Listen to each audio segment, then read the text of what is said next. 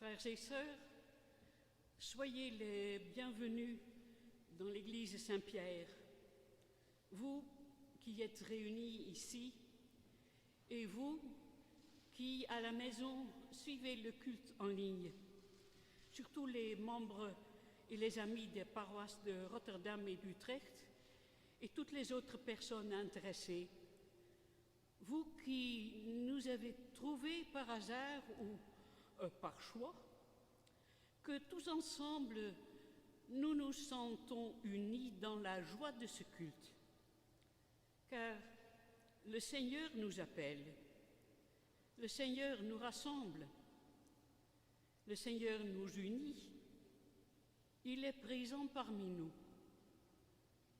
C'est pourquoi je vous dis, la grâce et la paix vous sont données de la part de Dieu notre Père et de Jésus-Christ notre Sauveur par le Saint-Esprit.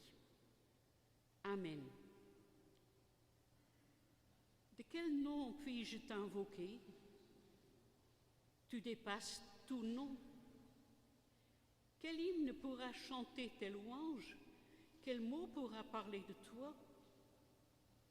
De toi procède tout ce qui est dit, mais tu es au-delà de tout discours. De toi est issu tout ce qui est pensé, mais tu es au-delà de toute pensée.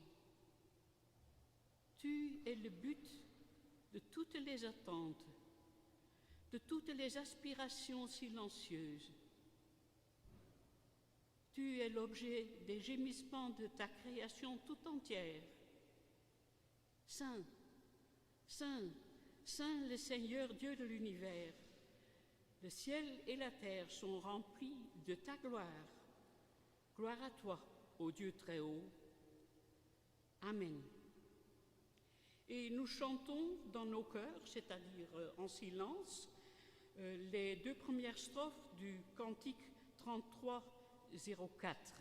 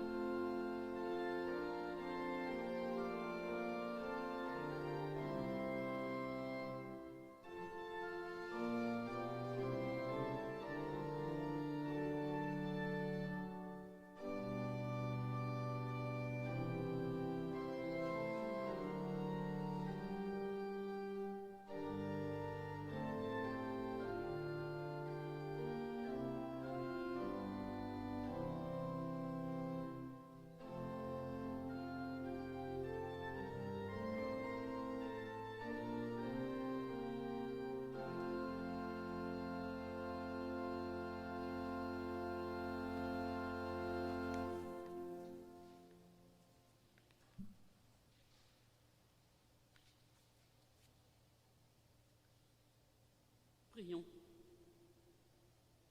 En ce premier jour de la semaine, nous regardons vers toi, Dieu d'amour. Tu nous as donné le pain de chaque jour. Tu nous as réjouis par ta création. Tu nous as assurés de ta miséricorde par le Christ. Mais nous ne t'avons pas dit notre reconnaissance. Pardonne-nous. Tu nous as fait entendre des nouvelles de toute la terre. Tu as mis devant nos yeux la souffrance de nos frères et de nos sœurs. Mais nous lui sommes souvent restés insensibles. Pardonne-nous. Tu nous as accompagnés dans notre chemin quotidien. Mais devant les soucis, nous avons été gagnés par la crainte. Et devant la tâche que tu nous indiquais, nous n'avons pas su t'obéir. Pardonne-nous. Accorde-nous, Père, des cœurs reconnaissants, attentifs et disponibles pour ton service. Amen.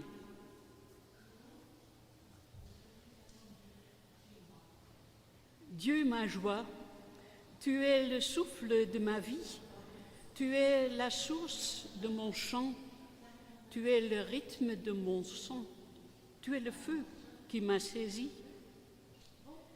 Dieu, ma joie, tu as fait de ma pauvreté ta demeure de silence, où tout être peut adorer le secret de ta présence.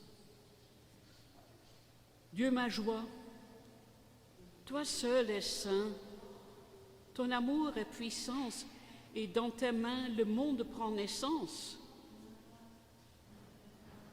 Dieu, ma joie, tu disperses les vaniteux comme la paille dans le vent, mais tu chéris le malheureux comme un enfant. Dieu, ma joie, tu renverses tous les rois, tu dépouilles les nantis, mais tu combles les petits dont le cœur a faim de toi. Dieu, ma joie, tu es fidèle à tes promesses, depuis hier jusqu'à demain, car ta tendresse n'a pas de fin. Amen.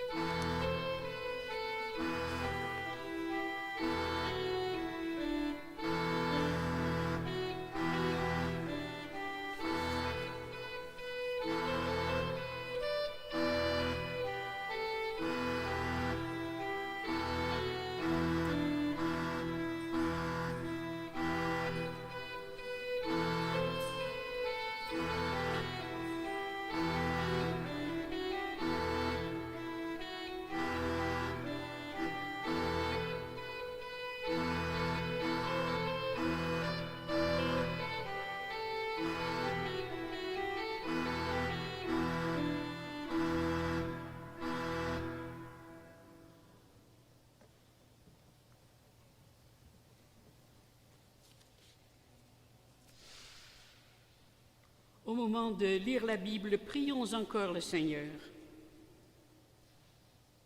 Seigneur, nous te remercions de nous avoir réunis en ta présence pour nous révéler ton amour et nous soumettre à ta volonté. Fais taire en nous toute autre voix que la tienne. Et de peur que nous ne trouvions notre condamnation dans ta parole, entendue sans être reçue, connue sans être aimée, écoutée sans être mise en pratique, ouvre par ton Saint-Esprit nos esprits et nos cœurs à ta vérité. Au nom de Jésus-Christ. Amen. Notre première lecture est la lecture du psaume 85. Au chef de chœur, psaume des descendants de Corée. Tu as été favorable à ton pays éternel. Tu as rétabli Jacob, Tu as pardonné la faute de ton peuple, tu as couvert tous ses péchés. Tu as retiré toute ta fureur, tu as renoncé à ton ardente colère. Rétablis-nous, Dieu de notre salut. Mets fin à ton indignation contre nous. Es-tu irrité contre nous pour toujours? Ta colère durera-t-elle de génération en génération?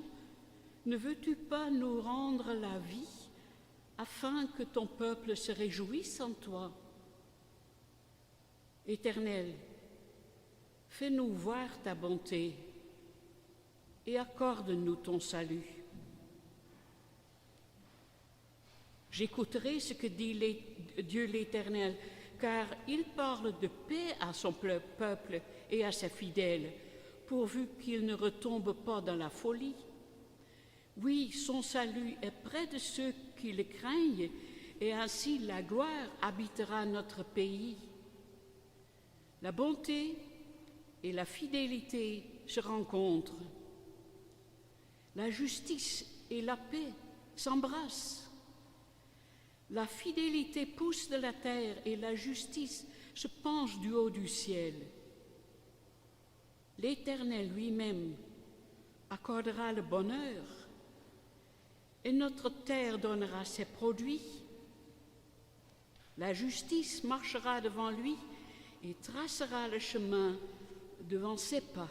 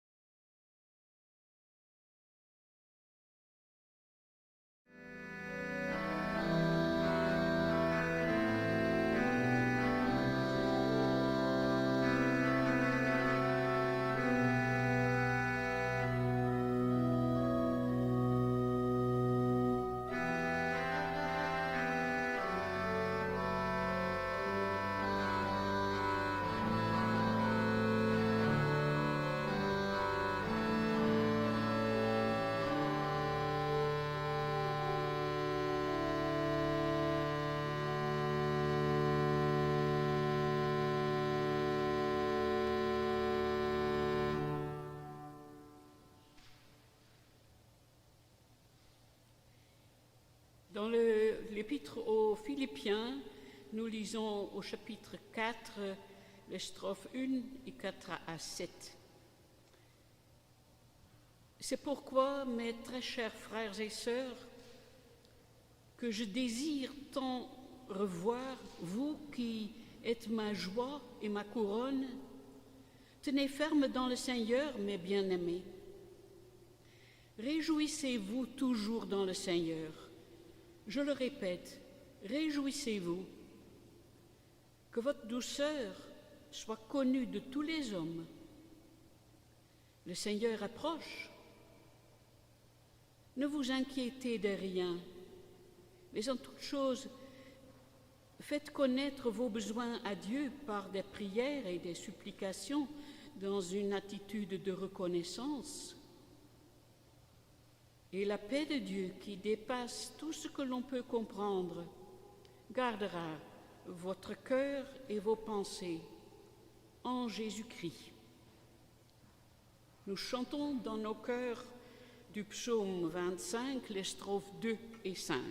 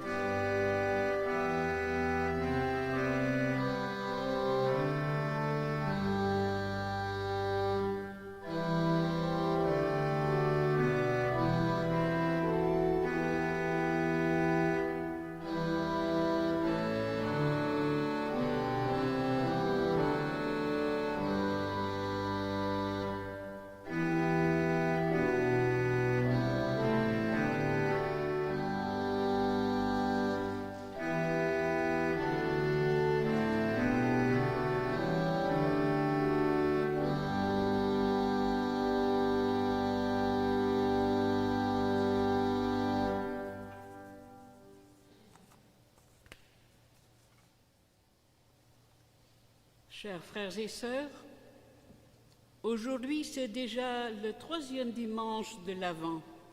Noël s'approche. En latin, le nom de ce dimanche est Gaudete, de l'Épître aux Philippiens, réjouissez-vous. Réjouissez-vous toujours dans le Seigneur. Il s'agit clairement du dimanche le plus joyeux de l'Avent. C'est pourquoi la couleur est rose, plus légère que la violette des autres dimanches qui expriment la pénitence et la préparation à la fête. Vous n'avez pas beaucoup de couleurs liturgiques ici, mais moi je l'en ai un, mais je n'ai pas une étole rose, donc je le fais avec la violette. J'espère que vous pouvez le voir, parce que cette étole est encore assez spéciale, avec les croix de Jérusalem, et je l'ai achetée au coin, dans un magasin au coin de l'église de Saint-Sépulcre à Jérusalem. Alors, quand dans les périodes de l'Avent et de l'An, quand je porte donc la violette, je porte toujours, je pense, toujours un peu à Jérusalem, comme ce centre de souffrance de Jésus, où il était donc mort et ressuscité, mais aussi Jérusalem, la nouvelle Jérusalem dont on espère. Alors c'est pour ça que pour moi c'est encore un peu plus avant avec une étole pareille. Alors vous l'avez vu maintenant, donc je le reprends pour moi personnellement. Alors, parce que c'est pas rose, mais violette, alors nous prenons des pensées roses pour l'instant, car on pourrait dire que ce dimanche, nous sentons déjà un peu la joie de Noël. Réjouissez-vous. Nous célébrons la venue du Christ dans notre monde. Et les lectures bibliques de ce dimanche expriment la joie que l'Éternel Dieu nous sauvera.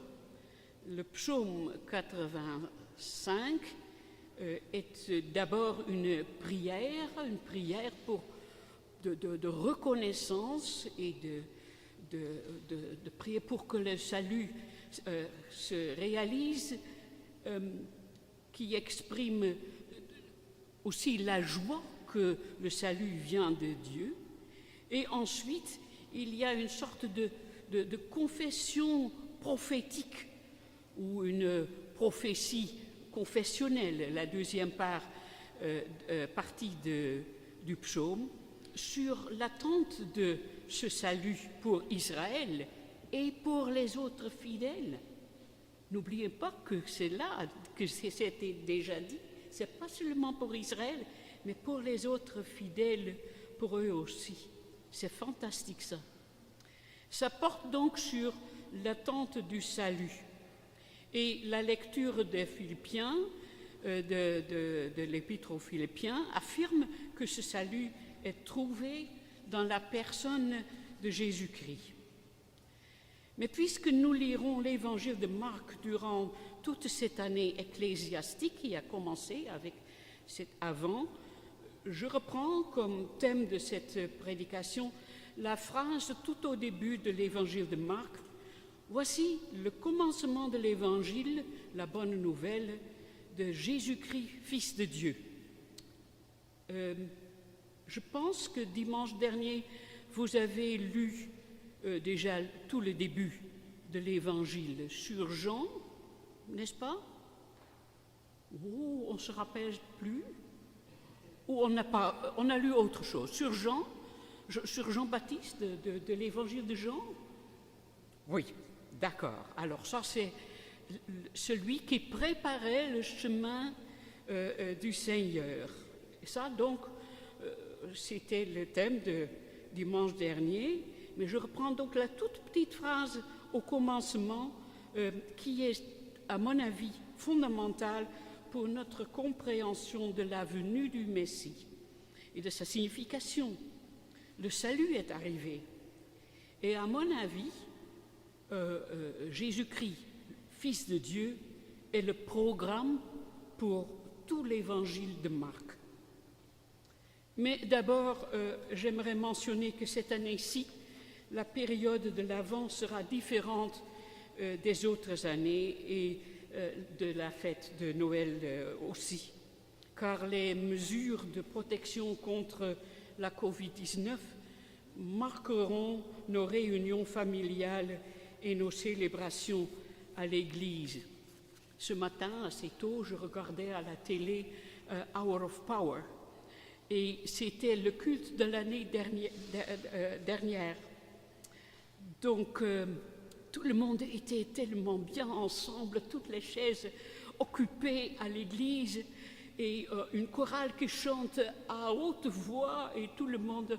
Bon, alors ça, on voit la différence et on se réalise aussi qu'avec le culte de l'année dernière, on peut avoir le même message, mais le message change suivant les circonstances de nos jours. Et même si dans nos églises wallonnes, le nombre d'assistants au culte de Noël ne passe guère les 30 personnes, dans toutes les paroisses néerlandophones, les églises normalement sont aussi archi-pleines à Noël. Et maintenant, à 30 personnes. Et normalement, à Noël, les fidèles, ceux qui ne viennent qu'une fois par an ou une fois par 2 ans à l'église, justement pour le bon sentiment, la bonne ambiance, pour chanter les cantiques bien connus de Noël, alors ils ne peuvent pas venir. Et j'espère qu'ils regardent à la télé ou à l'ordinateur un culte de Noël. Mais est-ce la même chose que parce que ça manque cette ambiance? Donc, tout ce qui n'est pas permis cette année-ci nous fait penser à la valeur aussi de nos chants de louange. Et ça, c'est très, très important. Mais si vous n'êtes pas capable ou pas dans la situation d'aller à l'église, à la maison, on peut chanter à haute voix. Et je vous dis encore une autre chose, moi je chante faux, et à la maison, personne a des problèmes avec ça, et Dieu l'entendra juste. Voilà. Donc ça c'est... Il y a toujours quelque chose de spécial, parce que si on chante ou si on ne chante pas, nous nous réjouirons de la venue du Christ, du Messie, celui qui a reçu l'onction de Dieu, d'une manière pas très bien connue, mais que nous reconnaissons comme celui qui a reçu cette onction, et donc un Messie, un Christ. Nous l'avons reconnu et nous célébrons tout le salut qui vient avec lui, et la libération, et la paix, et l'espérance. Noël est toujours une fête de l'approche du royaume des cieux sur notre terre. Et oui, à Noël, nous nous rendons compte d'être bénis, car c'est l'Éternel, le Seigneur notre Dieu, qui nous envoya ce Messie, le Christ, son Fils. Et nous l'avons reçu et reconnu dans la personne de Jésus de Nazareth. Et notre Sauveur, le Fils de Dieu, il était né d'une femme, il était un être humain. Nous connaissons même le nom de la femme, Marie. Elle était l'épouse de Joseph, qui était un descendant de David. Donc, si on appelle Jésus fils de David, c'est par son père Joseph. Et les évangélistes, Matthieu et Luc, nous l'ont raconté aussi, cette double situation d'avoir un père céleste et un père terrestre. Et voilà comment la grande fête de Noël est représentée pour tout le monde, aussi pour les non-croyants. Nous célébrerons la naissance de ce Jésus de Nazareth, un bébé spécial de Bethléem, qui était reconnu par les rois et par les bergers comme le Messie, un nouveau roi des Juifs.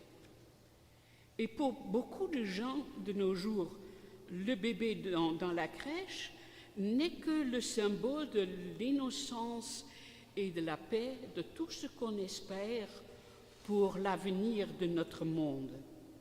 Mais nous, les fidèles, nous célébrerons qu'il était un vrai homme mortel comme nous tous, et nous confessons que ce Jésus est le Fils de Dieu. C'est la différence, hein? Nous célébrons qu'il était un homme, et nous confessons qu'il est le Fils de Dieu. En effet, ainsi, nous célébrerons tout le mystère de la foi. C'est pourquoi aujourd'hui nous pouvons déjà réfléchir sur cette bonne nouvelle que Jésus-Christ est le Fils de Dieu. Je me souviens d'une conversation d'il y a à peu près un demi-siècle. C'est quand même quelques jours passés depuis ce temps-là. À cette époque, tout récemment devenue croyante, j'étais étudiante en théologie, 3e année je pense, et j'étais invitée de prêcher pour la première fois à l'église wallonne de Rotterdam. Probablement quelques-uns ou une des spectateurs s'en souviennent encore, car une Française de Rotterdam avait corrigé ma prédication et tout allait bien à mon avis. Mais après le culte, un des anciens m'interpellait puisque j'avais parlé de Jésus-Christ, le Fils de Dieu. Et il m'expliquait qu'à Rotterdam, tous les Wallons sont libéraux, donc ils ne confessent pas le Christ en tant que Fils de Dieu. Voilà. Eh bien, à l'époque, je ne savais pas quoi répondre. Ma connaissance de la dogmatique était absolument insuffisante et je ne me rendais même pas compte qu'il y a toujours des dénominations dans les églises réformées wallonnes, des libéraux et des orthodoxes. Alors, maintenant, on dit il y a des croyants, peu important si on est libéral ou orthodoxe. Car de nos jours, nous savons que nos sûretés de la foi sont souvent très différentes selon l'éducation religieuse qu'on a reçue, la famille où on est élevé. Mais il y a de nos jours, j'espère, de respect mutuel et les discussions sur nos idées là-dessus, nos notions, nous enrichissent toujours. Ainsi, il semble qu'au XXIe siècle, les fidèles peuvent avoir leur propre opinion sur la réalité de Jésus. Nous ne suivons plus automatiquement ce que disent les pasteurs ou ce qui est enseigné au catéchisme, s'il y en a encore. Nous sommes libres de croire ce que nous voulons. Et nous acceptons que nous sommes frères et sœurs dans la foi, même si nous avons une toute autre compréhension de la présence de Jésus-Christ au temps historique et de nos jours. Je pense, j'espère, que nous respections les différentes opinions des croyants. Et certainement, les protestants orthodoxes et très orthodoxes connaissent encore les dogmes sur les deux natures du Christ. Les raisonnements pour expliquer que Jésus était à la fois vrai homme et Dieu, dont on discutait longtemps pendant les conciles des premiers siècles, vraiment longtemps, hein, pendant des années, il y a eu des discussions là-dessus. Comment, dans nos pensées, on peut voir ça ensemble. Et au moment où je dis voir, je pense que j'ai trouvé une manière d'en parler de nouveau. Car je crains que ma connaissance de la dogmatique est toujours insuffisante. C'est pourquoi je préfère d'en parler aussi avec l'aide des images. Et probablement vous vous souvenez qu'il y a quelques années, pendant la période de l'Avent aussi, je vous ai montré une image d'une vieille mosaïque en Proche-Orient où on voyait un chameau avec la poile d'une girafe. Vous verrez ça, l'image? Un chameau, on le reconnaît, hein, avec le, je ne sais pas comment ça s'appelle, sur son dos, le hump, en français, bon, ça fait rien, vous comprenez, c'est qu'il y a un chameau et une girafe avec donc ce modèle très clairement de 5 coins qui est les lignes sur sa peau. Alors ça, c'est mélangé dans une image. On peut le voir ensemble, mais au moment où on en parle, on le dit, l'image après l'autre. On ne peut pas dire chamirafe à la fois. Ça ne va pas. Donc la langue est moins subtile que nos yeux. Ça, c'est déjà notre perception visuelle est beaucoup plus intéressant pour comprendre aussi les mystères de la foi. Car moi, je suis persuadée que cette vieille mosaïque symbolisait les deux natures de Jésus. Et un autre exemple que vous connaissez pour ce qu'une image peut être vraiment impressionnante, c'est quand vous avez le hoquet, le hic, vous devez vous concentrer sur l'image d'un éléphant de peau rose avec un motif fleuri. Et on se concentre là-dessus et soudainement, le hoquet est disparu. Alors ça, c'est un peu terrestre de l'exprimer. Et si on voit des images, par exemple la peinture de Chagall, de la création de l'homme, on le voit un peu plus divinement formulé, probablement. Dans cette image que vous trouvez sur donc, la liturgie, vous verrez en bas un ange, un messager de Dieu, qui porte un être humain, mais cet être humain n'est pas encore animé dans les bras de l'ange. Et un peu plus haut, juste là-dessus, il y a cette boule qui est donc en tout mouvement. Et là, vous voyez aussi, Blanche, la figure de l'image de la personne de Jésus sur la croix. Et si la personne créée dans le bras de l'ange n'a pas encore reçu l'Esprit de Dieu pour devenir un homme, on voit le vrai homme au moment où il a donné l'Esprit. Que c'était donc quelque part entre cette personne inanimée et le Christ ressuscité, maintenant encore sur la croix, il y a l'Esprit. Donc dans l'image, même ce qu'on ne voit pas peut être là. D'ailleurs, j'ai mis l'explication sur cette image en néerlandais parce que ça vient de la Chagall Bible, donc très néerlandais. D'ailleurs, un article traduit d'allemand. Mais ça s'explique, et pour ceux qui ne connaissent pas le hollandais, je m'en excuse que c'est en hollandais. Voilà, où sommes-nous?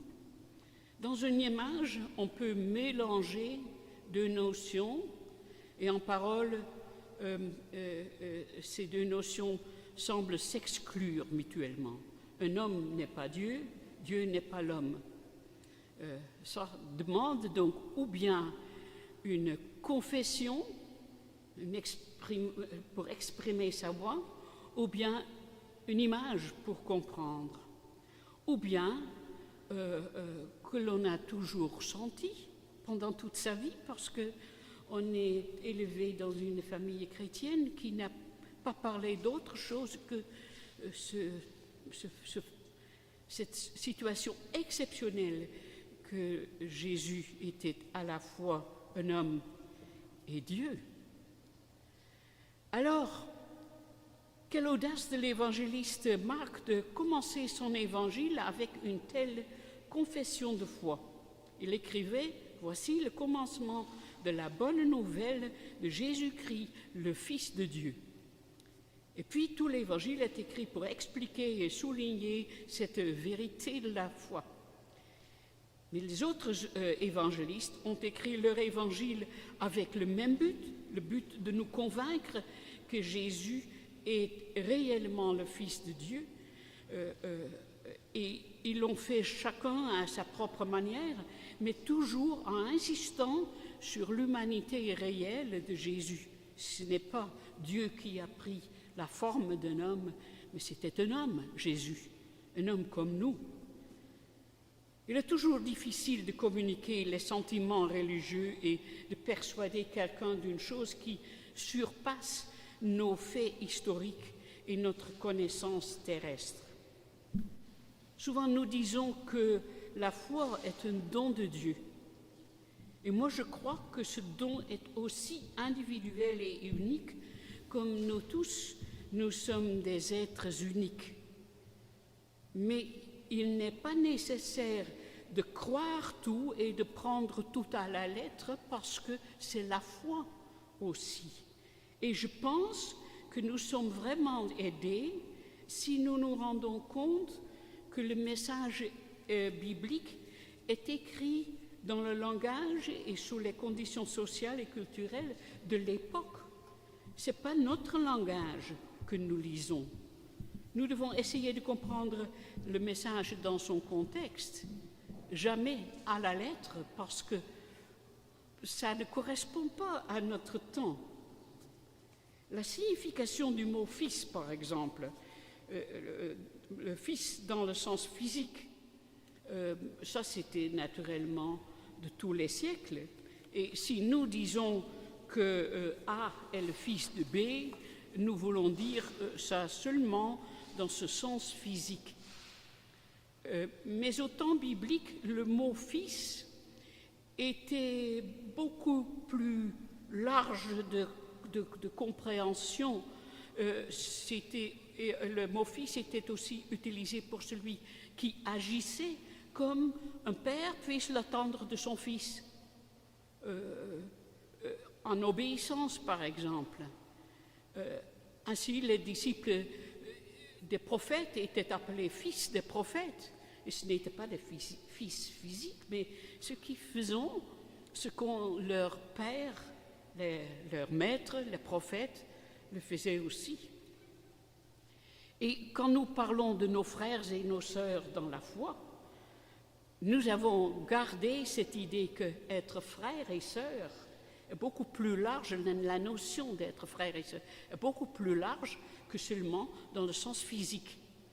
Et pourquoi, au moment où on parle de Jésus, Fils de Dieu, on le réduit sur le niveau que c'est dans le sens physique seulement? Non, c'est dans ce très large sens du mot « fils » de l'époque. Donc, c'est aussi physique et aussi spirituellement, comme on peut le lire dans les psaumes, où, par exemple, Israël est le fils qui est appelé d'Égypte, et au moment que le psalmiste prie Dieu de protéger son fils, Israël, de le protéger comme un enfant, là le fils signifie le partenaire, probablement plutôt dans l'alliance de Dieu avec son peuple, mais un partenaire qui fait ce qu'on attend de lui, qui n'est pas tellement trop désobéissant. L'expression « un fils de l'homme » est aussi mentionnée dans les psaumes, mais nous le connaissons probablement plutôt du prophète Ézéchiel, qui est appelé dans tout son livre Fils de l'homme. En irlandais, là, c'est traduit comme mensenkind, ce qui fait donc une distance de la manière de Jésus parlait de lui-même ou de celui qui va venir comme le Fils de l'homme. Et c'est exactement dans cette expression large du mot « fils » qu'il faut comprendre cette expression « fils de l'homme ». C'est un vrai homme, c'est celui qui fait ce qu'un homme dans l'alliance avec Dieu fait, qui se comporte comme on attend d'un vrai homme, donc une personne qui fait la Torah, qui aime son Dieu, qui aime son prochain comme soi-même, une personne qui obéit à Dieu. Il y a beaucoup de chrétiens qui identifient le Fils de l'homme à Jésus de Nazareth et qui trouvent quand même difficile d'identifier Jésus de Nazareth au Fils de Dieu. Mais Jésus en parlait, il ne s'appelait pas Fils de Dieu, il s'appelait Fils de l'homme pour exprimer qu'il faisait ce qu'on attend d'un homme. Et l'Éternel peut attendre toujours que nous nous comportions comme des vrais fils de l'homme ou filles d'homme. Et nous pouvons développer une telle attitude car nous avons vu comment Jésus de Nazareth nous en a donné l'exemple. Il vivait comme un vrai fils de l'homme. Les évangélistes ont témoigné qu'il était aussi et en même temps donc le Fils de Dieu. Il faisait ce qui était de Dieu. Et moi, je pense que les contemporains des évangélistes comprenaient cette expression « Fils de Dieu » dans tout ce sens large, spirituel, physique, peu importe, mais un fils, c'est celui qui fait ce qu'on attend de lui. Cela semblait beaucoup plus important que d'accentuer la notion physique, car nous sommes tous la création de l'homme. Regardez de nouveau l'image de Chagall. Son esprit nous change d'êtres inanimés en individus uniques, et son esprit nous rend capables de devenir des vrais fils de l'homme, comme l'esprit était sur Jésus, directement venu de Dieu, pour en faire un vrai Messie pour nous, un sauveur. Car nous le confessons qu'il est le vrai Fils de Dieu. Et voilà cette bonne nouvelle. Mais lorsque les évangélistes Matthieu et Luc insistent sur le fait que Jésus est né de la femme Marie, qu'il était un vrai homme aussi, c'est probablement puisque déjà les croyants de leur temps commençaient à identifier le Christ à Dieu, que c'était Dieu devenu homme, d'oublier donc sa nature humaine. Mais au début de son évangile, Marc, qui écrivait 10 ou 20 ans avant Matthieu et Luc, il annonçait franchement la bonne nouvelle que Jésus-Christ est le Fils de Dieu. Qu'il était homme, c'était normal. Qu'est-ce qu'il peut être d'autrement? C'était la vérité de sa vie. Ce n'était pas un dogme, mais une sûreté de la foi, un mystère et en même temps la réalité exceptionnelle qui donne un sens à la vie de tous les hommes et toutes les femmes et tous les enfants qui suivent Jésus et qui se réjouissent que ce Christ est devenu leur sauveur. Alors, est-ce pour vous aussi une vérité de la foi? Alors, remerciez l'Éternel qui vous donne de le croire et de le comprendre. Et est-ce pour vous toujours trop vague ou trop pieux ou trop orthodoxe ou vous n'y comprenez rien? C'est alors la forme de la foi que le Seigneur trouve bien pour vous à l'instant. Car nous pouvons toujours nous réjouir que Jésus signifie le salut pour nous tous. Donc à Noël, nous aurons toute raison de célébrer cette bonne nouvelle qu'il est né à Bethléem, Jésus, le Christ, le Fils de l'homme, notre Sauveur. Jésus-Christ, le Fils de l'homme, est vraiment venu dans notre monde. Réjouissez-vous. Amen.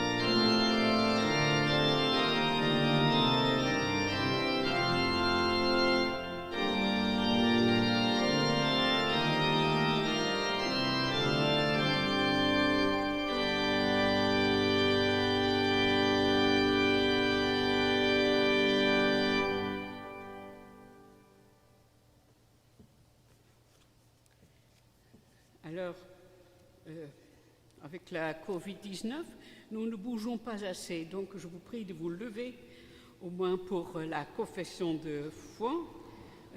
Vous pouvez le dire à haute voix, mais très basse. Alors, je crois en Dieu le Père, tout-puissant créateur du ciel et de la terre. Je crois en Jésus-Christ, le Fils de Dieu. Il est venu vivre parmi nous, il est mort sur la croix, il est ressuscité. Aujourd'hui et pour toujours, il est avec nous. Je crois en l'Esprit Saint qui nous rassemble dans l'Église et qui nous fait vivre. Amen. Asseyez-vous.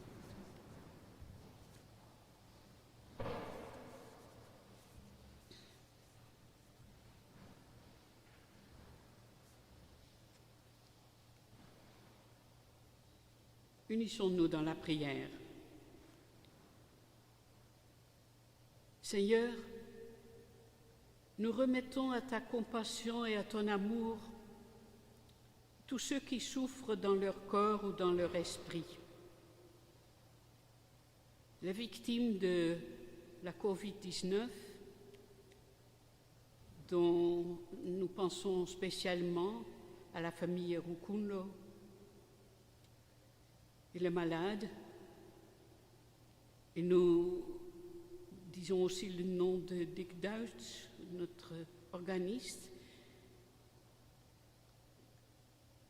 et ceux qui souffrent dans leur corps ou l'esprit sont aussi les isolés, les chômeurs, les prisonniers, les migrants. Accorde-nous de savoir nous tenir près d'eux. Nous t'en prions, Seigneur, exauce-nous. Nous remettons à ta sagesse et à ton amour les chefs des peuples afin qu'ils recherchent la justice et la paix. Fais de nous des ouvriers de la paix. Nous t'en prions, Seigneur, exauce-nous. Nous remettons à ton inspiration et à ton amour les artistes et les savants, afin qu'ils cherchent le vrai secret et disent le vrai désir de ta création. Nous t'en prions, Seigneur, exauce-nous. Nous remettons à ta grâce et à ton amour tous ceux que tu confies toi-même à notre amour et à notre prière, tous ceux que nous aimons et tous ceux que nous n'arrivons pas à aimer, tous ceux avec qui nous travaillons. Accorde-nous de les aimer aussi en ton nom. Nous t'en prions, Seigneur, exauce-nous. Nous remettons à ta fidélité et à ton amour toute ton Église, en particulier là où elle est persécutée, là où elle subit la tentation du pouvoir. Donne-lui courage et fidélité. Nous t'en prions, Seigneur, exauce-nous. Nous nous remettons nous-mêmes à toi, notre Père, et à ton amour, afin que tu nous gardes près de toi et en même temps que tu nous envoies en ton nom dans le monde. Nous t'en prions, Seigneur, exauce-nous.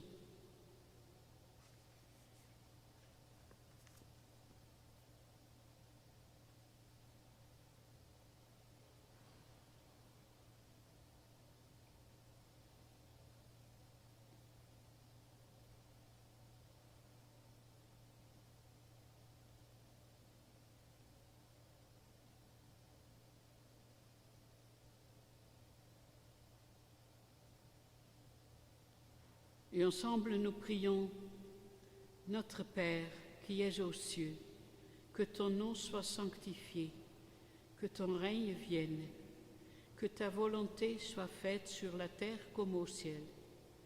Donne-nous aujourd'hui notre pain de ce jour. Pardonne-nous nos offenses, comme nous pardonnons aussi à ceux qui nous ont offensés. Et ne nous laisse pas entrer en tentation, mais délivre-nous du mal, car c'est à toi qu'appartiennent le règne, la puissance et la gloire, au siècle des siècles. Amen.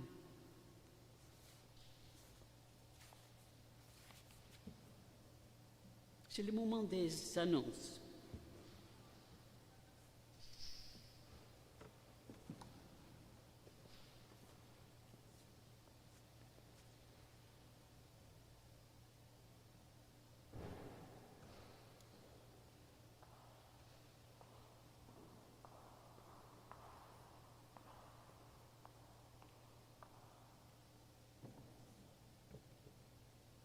Bonjour, je vous remercie d'être venu ou de regarder en ligne.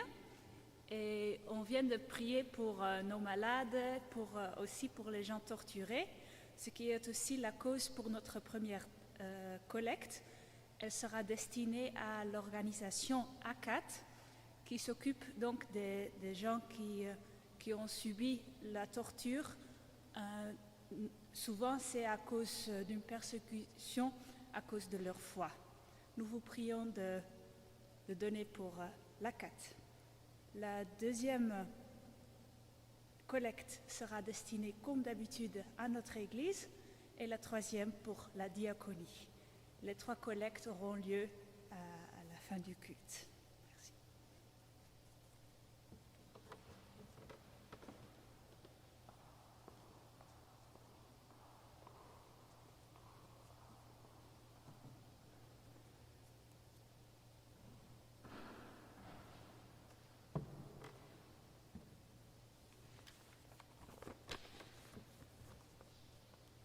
Alors, notre chant final est bientôt Emmanuel, le cantique 31:1,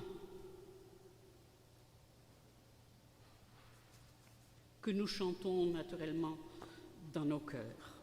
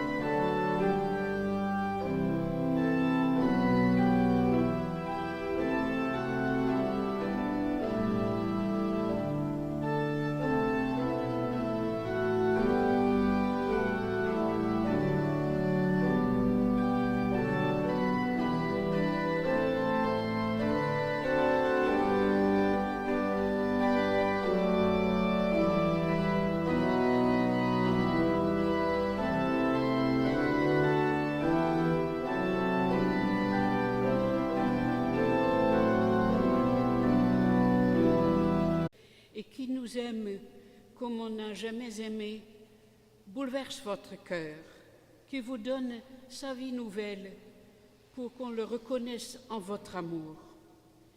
Et la paix de Dieu, qui dépasse tout ce que l'homme peut comprendre, gardera vos cœurs et vos esprits en Jésus-Christ, aujourd'hui, demain et en toute éternité. Amen.